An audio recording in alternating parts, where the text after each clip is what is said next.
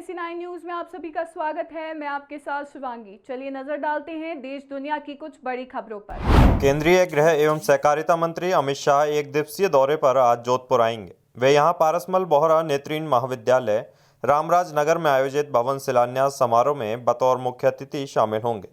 कार्यक्रम के अनुसार शाह दोपहर 3:50 बजे विशेष विमान से जोधपुर एयरपोर्ट पर उतरेंगे।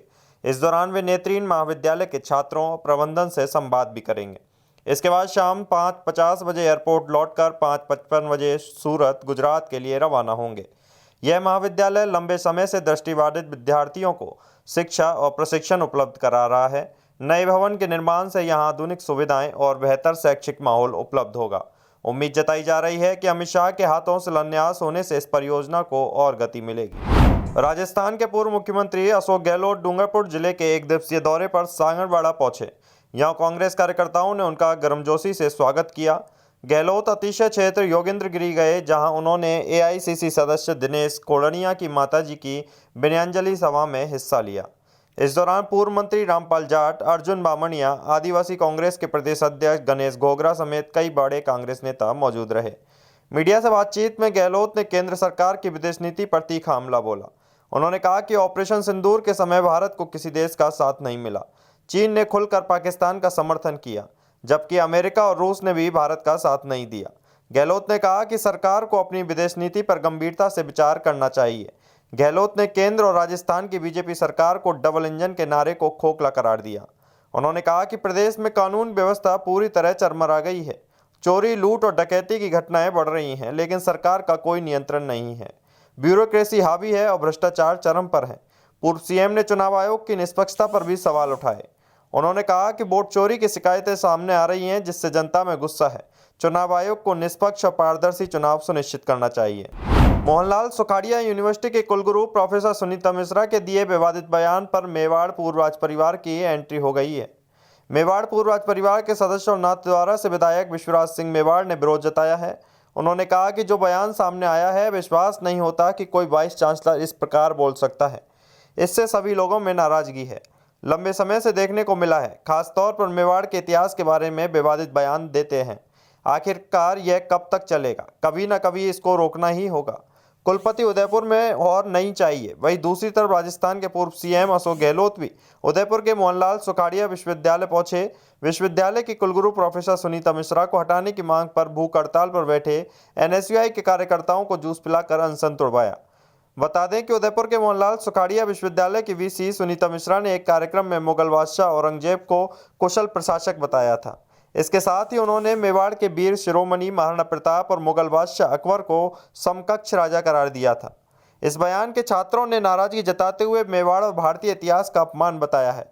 ABVP और NSUI सहित कई छात्र संगठनों ने विश्वविद्यालय में प्रदर्शन किया। अजमेर के राजकीय चिकित्सालय परिसर में नॉनवेज पार्टी आयोजित करने का वीडियो सोशल मीडिया पर सामने आने के बाद प्रबंधन हरकत में आ गया। संस्थान की गरिमा को ठेस पहुंचाने वाले इस प्रकरण को गंभीरता से लेते हुए प्रधानाचार्य डॉक्टर अनिल सामरिया के निर्देश पर अधीक्षक डॉक्टर अरविंद खरे ने 5 सदस्यीय जांच समिति गठित की।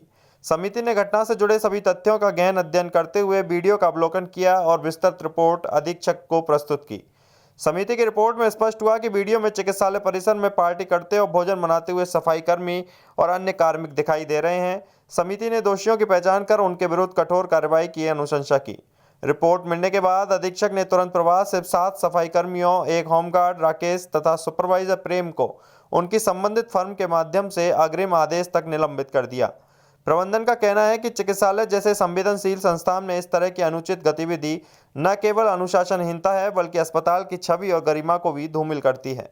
अधीक्षक ने चेतावनी दी है कि भविष्य में इस प्रकार की गतिविधियों को किसी भी परिस्थिति में बर्दाश्त नहीं किया जाएगा। सुप्रीम कोर्ट के मुख्य न्यायाधीश BR गवई बीकानेर दौरे पर रहे। महाराजा गंगा सिंह विश्वविद्यालय परिसर में आयोजित संविधान के 75 वर्ष और बाबा साहेब भीमराव आम्बेडकर के योगदान पर आधारित कार्यक्रम में उन्होंने शिरकत की। इस दौरान केंद्रीय कानून मंत्री अर्जुन राम मेघवाल और सुप्रीम कोर्ट जस्टिस विजय बिश्नोई भी मौजूद रहे। इस दौरान CJI गवई ने कहा कि संविधान निर्माता बाबा साहेब ने हमें समानता का अधिकार दिया, उनका योगदान कोई नहीं भूल सकता। केंद्रीय मंत्री अर्जुन राम मेघवाल ने संबोधन में कहा कि बाबा साहेब की पहल पर महिलाओं को वोट का अधिकार मिला, जबकि अमेरिका और ब्रिटेन जैसे देशों में यह अधिकार देर से मिला। कार्यक्रम के बाद मुख्य न्यायाधीश गवई ने रेतीले धोरों पर ऊंट गाड़ी की सवारी का आनंद भी लिया। उन्होंने बीकानेर की संस्कृति, परंपरा और आतिथ्य का अनुभव किया। राजस्थान के रॉयल अंदाज और रंगीन संस्कृति ने न्यायाधीश और अन्य अतिथियों को खास अनुभव दिया। राजस्थान के मुख्यमंत्री भजनलाल शर्मा ने कहा कि डबल इंजन सरकार आदिवासी बहुल वागड़ क्षेत्र के बुनियादी विकास के लिए प्रतिबद्ध है। उन्होंने कहा कि प्रधानमंत्री नरेंद्र मोदी के नेतृत्व में शुरू की गई अनेक कल्याणकारी एवं रोजगारोन्मुखी योजनाएं क्षेत्र के लोगों के जीवन में सुधार ला रही हैं। शर्मा ने शहरी सेवा शिविर की समीक्षा के लिए बांसवाड़ा के कुशलबाग क्रिकेट स्टेडियम का दौरा किया। उन्होंने तपेदिक रोगियों के परिवारों को निक्षय पोषण किट भी वितरित की और प्रधानमंत्री आवास योजना तथा मुख्यमंत्री स्वनिधि योजना सहित विभिन्न राज्य और केंद्रीय योजनाओं के लाभार्थियों को चेक और प्रमाण पत्र सौंपे। उन्होंने कहा कि प्रधानमंत्री के जन्मदिन के उपलक्ष्य में 17 सितंबर को शुरू किए गए शहरी और ग्रामीण सेवा शिविर पंडित दीनदयाल उपाध्याय के अंत्योदय के दृष्टिकोण को पूरा कर रहे हैं। शर्मा ने कहा कि इन शिविरों के माध्यम से जन्म, मृत्यु, जाति और आय प्रमाण पत्र जारी करना, पेंशन योजनाओं में नामांकन और राशन कार्ड स्वीकृतियां जैसे कार्य मौके पर ही पूरे किए जा रहे हैं। सड़कों, नालियों, सीवर लाइनों, स्ट्रीट लाइटों की मरम्मत और सफाई अभियान जैसे कार्य भी किए जा रहे हैं। जयपुर सेंट्रल जेल से 2 कैदियों के फरार होने के मामले में बड़ा एक्शन लिया गया है। शुरुआती जांच में 7 जेल प्रहरियों की लापरवाही सामने आने पर उन्हें निलंबित कर दिया गया। इनमें 2 मुख्य जेल प्रहरी भी शामिल हैं। दरअसल कल रात्रिकालीन शिफ्ट में इन प्रहरियों की अलग अलग पॉइंट्स पर ड्यूटी थी, लेकिन गश्त के दौरान हुई लापरवाही का फायदा उठाकर 2 कैदी जेल से भाग निकले थे। इनमें से एक कैदी को पुलिस ने बाद में पकड़ लिया, जबकि दूसरा अब भी फरार है। डीआईजी जेल के स्तर पर जांच कमेटी बनाई गई है। ये कमेटी विस्तृत जांच कर जिम्मेदारों पर आगे की कार्रवाई तय करेगी। जयपुर की उच्च सुरक्षा वाली जेल से 2 कैदी रबर पाइप की मदद से 27 फुट ऊंची दीवार और करंट वाले तार को फांद कर फरार हो गए। पुलिस ने यह जानकारी दी।